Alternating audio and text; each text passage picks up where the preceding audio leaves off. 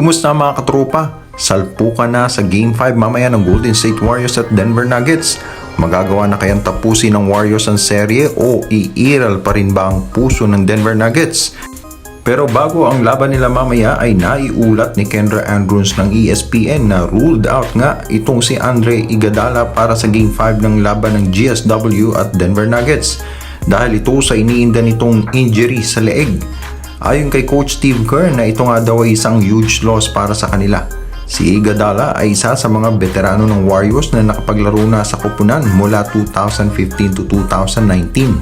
At dahil sa kanyang husay na ipinakita lalo na pagdating sa depensa at sa ipinakitang husay nito sa pagbabantay kay LeBron James noong 2015 NBA Finals na kung saan ay nagkampiyon nga ang Golden State Warriors sa panahong iyon ay tinanghal nga na Finals MVP itong si Iguodala at kasama rin siya sa tinaguriang death lineup ng Warriors kasama sina Kevin Durant, Steph Curry, Klay Thompson at Draymond Green na mga panahong iyon.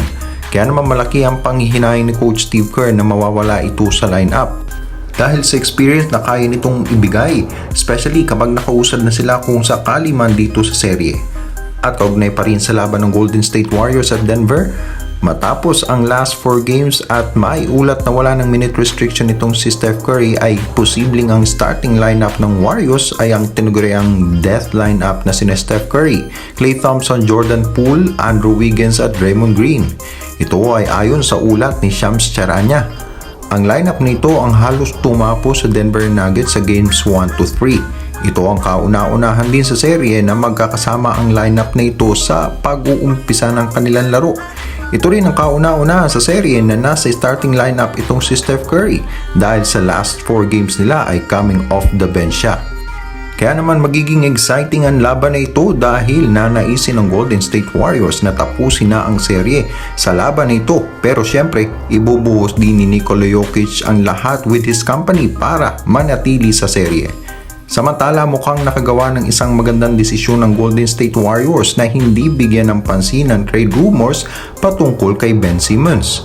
Matatandaan na naging matunog ang Golden State Warriors na isa sa maaaring kumuha kay Ben Simmons at nais din ni Ben Simmons na mapunta nga sa kanila. Matunog din ang usap-usapan ng pagiging fit niya sa lineup ng Warriors bilang skilled playmaker at top-notch pagdating sa depensa, lalo na kung paliligiran pa siya ng mga shooters ng Warriors. Pero mabuti na nga lang at hindi nagpurso ang GSW para sa kanya dahil kung nagkataon ay hindi rin nila ito napakinabangan gaya na lang ng nangyari sa Brooklyn Nets na kung saan ay nasweep nga sila ng Boston Celtics na dapat sana ay maaaring makatulong sa kanila.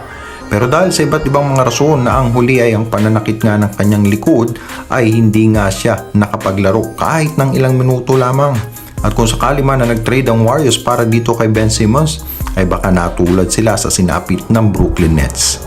Sa mga tropa natin dyan na bago pa lang sa ating channel, please don't forget to subscribe at i-like ang ating mga videos. Maraming salamat po.